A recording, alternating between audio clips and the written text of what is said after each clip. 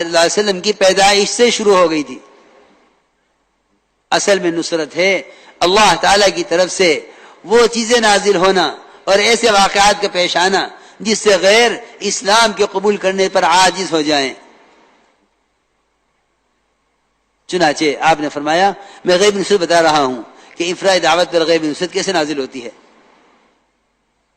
آپ نے فرمایا اس آدمی نے کہا دیہاتی نے کہ آپ اللہ کے رسول ہیں, کون گواہ ہے آپ کی رسالت پر؟ آپ نے فرمایا کہ میری رسالت کی گواہی وہ درخت دے گا جو اس وادی کے کونے کنارے پر کھڑا ہوا ہے. وہ درخت وہاں سے زمین پھاڑتا ہوا آیا آپ کے پاس. آپ صلی اللہ علیہ وسلم نے 3 مرتبہ اس درخت سے گواہی لی. اسے 3 مرتبہ گواہی دی بے شک آپ اللہ کے رسول ہیں, بے شک آپ اللہ کے رسول ہیں, بے شک آپ اللہ کے رسول ہیں. دیہاتی نے اسلام قبول کیا, اپنی قوم کو دعوت دینے کے لیے چلا اور یہ کہہ کر گیا کہ اگر انہوں نے میری اطاعت کی تو سب کو لے کر آؤں گا, ورنہ میں تنہا آپ کے پاس آ کر آپ کے ساتھ رہوں گا. میں عرض کر رہا تھا کہ انفرادی دعوت کے ساتھ اللہ کی غیبی نصرتیں ہیں. اللہ کی غیبی نصرتیں انفرادی دعوت کے ساتھ ہیں. تو سنت دعوت میں سب سے اہم چیز وہ انفرادی دعوت ہے اور دعوت میں عمومیت ہے. دعوت میں عمومیت ہے. میرے دوستو عزیزوں, یہ بات بہت ضروری بات میں عرض کر رہا. دعوت میں عمومیت ہے کیونکہ دعوت سے امت بنانی ہے. اس لیے یہ بات یاد رکھنا کہ اس محنت میں طبقاتی جوڑ کا کوئی تصور نہیں ہے, کیونکہ جتنی نسبتیں دنیا سے قائم ہوئی ہیں, تجارت کی, زراعت کی, حکومت کی, سرمایہ داریوں کی, ان ساری نسبتوں نے امت کو کاٹا ہے. صرف امت 2 نام تھے امت کے, ایک انصار ایک مہاجر.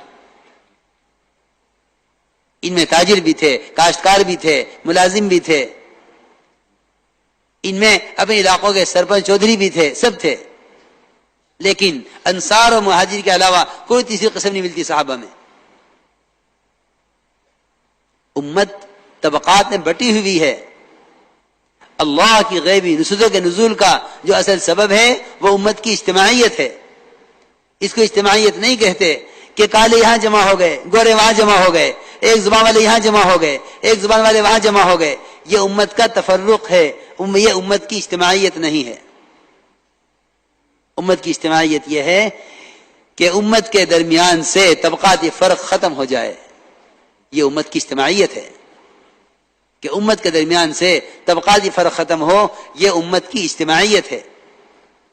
اس لیے آپ صلی اللہ علیہ وسلم نے رنگ کی, زبان کی, کوئی آپ نے اپنی دعوت میں ابتدا سے کوئی تقسیم نہیں رکھی, بلکہ پہلے ہی دن سے آپ کے ساتھ مختلف زبان والے, صہیب وہ آپ کی زبان کے نہیں, سلمان وہ آپ کی بلال کے, وہ جو آپ کی زبان کے نہیں, بلال وہ آپ کی زبان کے نہیں, کوئی حبشی ہے, کوئی رومی ہے, کوئی فارسی ہے, ایک بھی عربی نہیں ہے.